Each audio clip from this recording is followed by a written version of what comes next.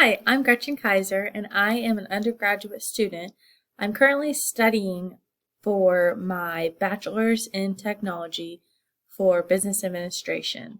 I have hopes to one day get my MBA, hopefully, and I'm working with my business Antler that I created about a year ago in my CEO class. I just had a trade show about a year ago and it was actually really, really successful.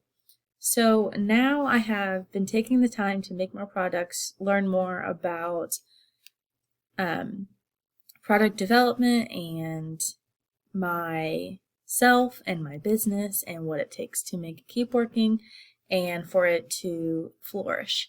So we're actually getting ready to have a Christmas show with the local farmers market slash craft show. It's called the Chandelier Barn Market. I didn't know if you wanted to come out and see us. Here's my business card.